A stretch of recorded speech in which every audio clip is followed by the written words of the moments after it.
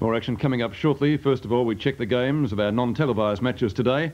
And initially, out at Victoria Park, one of the big upsets of the round, FITZROY getting off to a great start with 8-1 in the opening term for 49 points as against 18.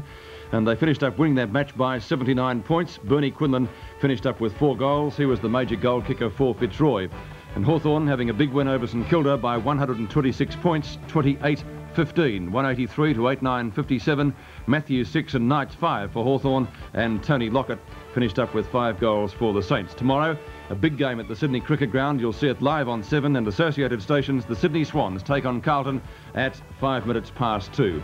Right now, it's time to go up to the offices of the Sunday Press for all the latest footy information, and we say a very good evening once more to the sporting editor of the Press, Scotty Palmer.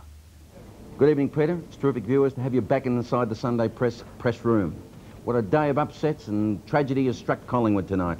Cloke, Dacos and Taylor are all in a Kew hospital. Cloke, who was being tried at centre-half forward, has a broken forearm. Dacos, recently signed for another 5-year term by the Magpies, has a serious knee problem. And full forward Taylor has a suspected broken rib and possible kidney damage. Coach Bob Rose said if we lose these players, we'll have to find replacements from within the club, not outside. He blamed that undisciplined first quarter for the disastrous result today. FITZROY's Robbie Walls put it simply. I think the players were sick and tired of losing, he said.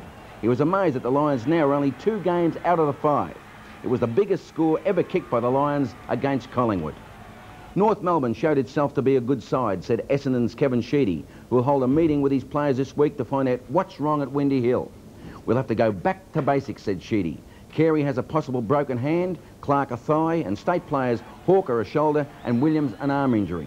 John Kennedy didn't say much at all. He believes the win was only a little better than some of the early ones of the Kangaroos. Alan Aylett, though, was watching and said it was North's finest victory since that 1977 premiership win. No longer can Geelong be called pussycats, said Melbourne coach Ron Barassi tonight. He was disgusted with the Demons' performance and shattered by the array of injuries to his side. Peter Moore must have an X-ray for a possible fractured cheekbone, Cox an X-ray on his shin, Zantuck and Wilson have neck injuries and Payne concussion. Barassi said it was Melbourne's worst performance of the year.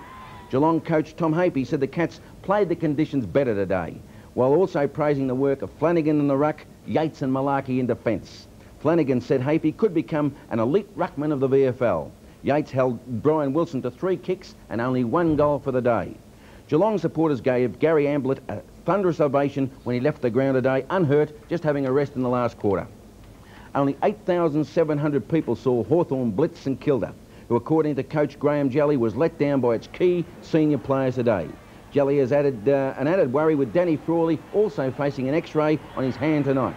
Alan Jeans was delighted with the percentage boost and said Hawthorn's second half was just what he was looking for. And there were a couple of sensations down at the MCG. Richmond captain Mark Lee, a state ruckman, was reported twice, once for allegedly striking Andrew Purser of FITZROY, the other for misconduct in that he allegedly used his knee against Purser. And rover Dale Waitman, the flea, also was booked for allegedly striking Brian Cordy.